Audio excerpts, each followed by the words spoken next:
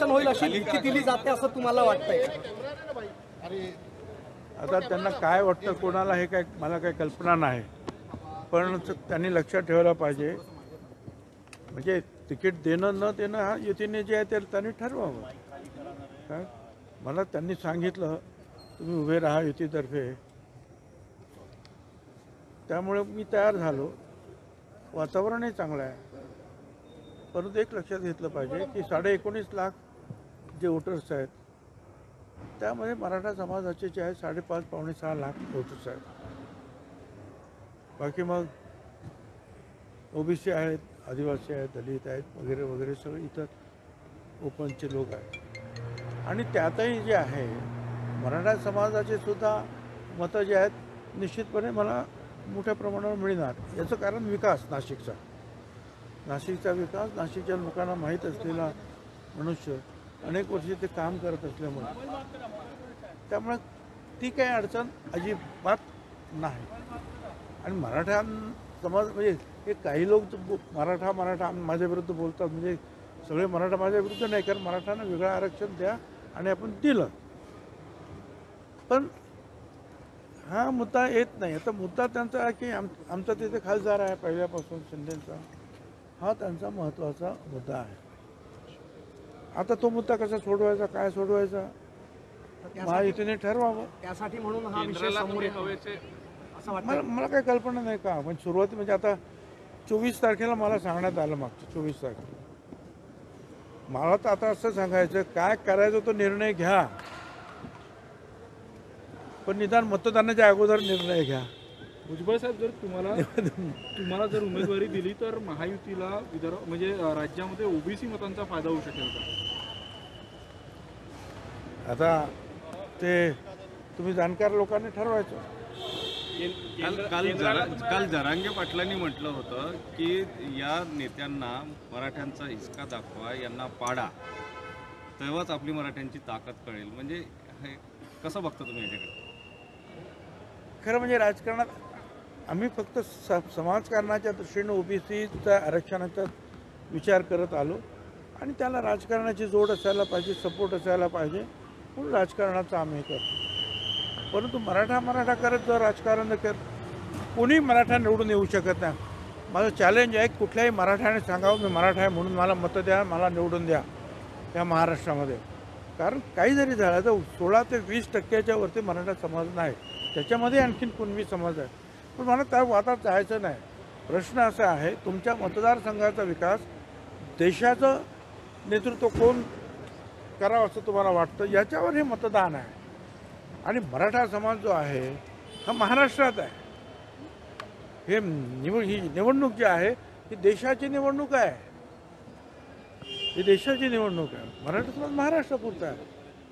त्यामुळे देशाची सूत्र कुणाकडे असावी. महायुतीचं आमचं म्हणणं आहे की ते नरेंद्र मोदी साहेबांसारख्या एका जो कंट्रोल करू शकतो अनेक गोष्टीत. आणि आता या आंतरराष्ट्रीय स्तरावर सुद्धा ज्या कन्फ्लिक्ट सुरू आहेत सगळीकडे, त्या पार्श्वभूमीवर सुद्धा आणि इतर अनेक गोष्टी लोक विचार करतात की समोर कोण होणार मग. आणि म्हणून लोकांचं मत असं आहे की मोदी साहेबांना आपण परत एक प्रधानमंत्री केलं पाहिजे. आणि म्हणून महायुतीसुद्धा त्यांच्यासाठी प्रयत्न करते आणि निश्चितपणे त्याला यशसुद्धा मिळणार. पण त्याच्यामध्ये हे आणखी मुद्दे आणण्याचं काय कारण आहे असं मला अजिबात वाटत नाही. तो हिसका दाखवून द्या, त्याच्यामुळे उलट मराठा समाजाचे जे काही चांगले उमेदवार आहेत कुठल्याही पक्षाचे, त्यांचं नुकसान होणार आहे, त्यांचं नुकसान होणार. तर बाकीचे लोक म्हणतील असं आहे ना, तुम्हाला फक्त मराठाच मतं पाहिजे ना, मग ठीक आहे आम्ही बघतो काय करायचं. तर आता याला कोण सांगेल. म्हणजे याचं ज्ञान एवढं आहे या ग्रस्ताचं की तो बीडमध्ये म्हणतोय त्या आपल्या पंकजा मुंडे वगैरे त्यांना उद्देशून की तुम्ही ओबीसी आहात, मग ओपन जागेवर कसे काय लढता. नाशिकला आला म्हणजे हे भुजबळ ओबीसी आहेत, मग ओपन जागेवर कसे लढतात.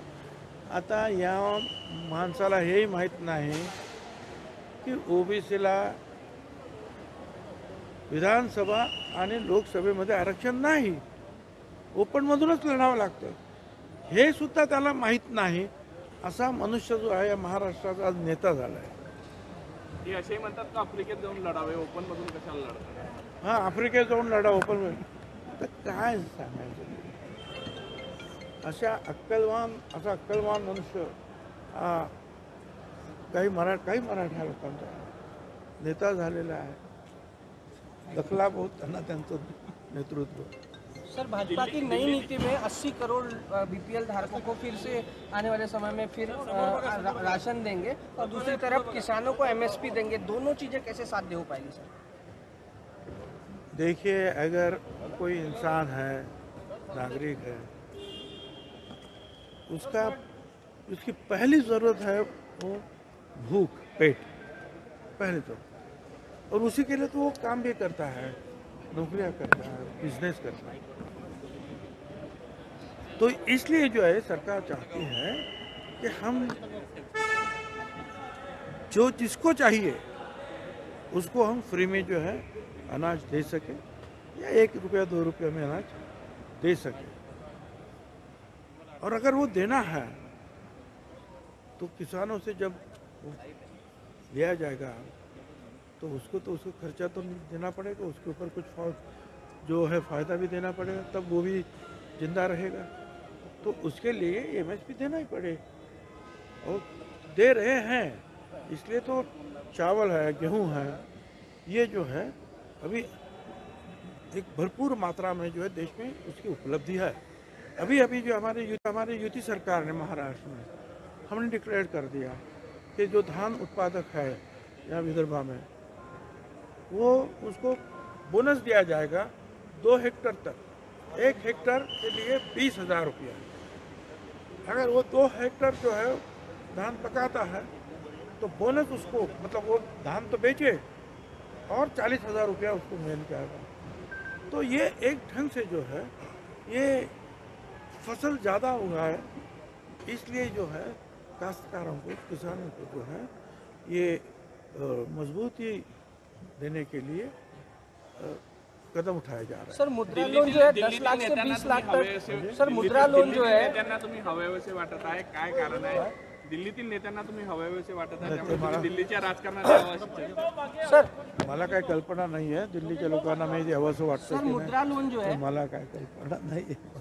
सर मुद्रा, परंतु असं आहे की दिल्ली पण मला काही नवीन नाही आहे. 2006 मध्ये रामलीला मैदान जे आहे महात्मा फुले समता परिषदेने भरलेलं होतं, तुम्हाला माहिती आहे.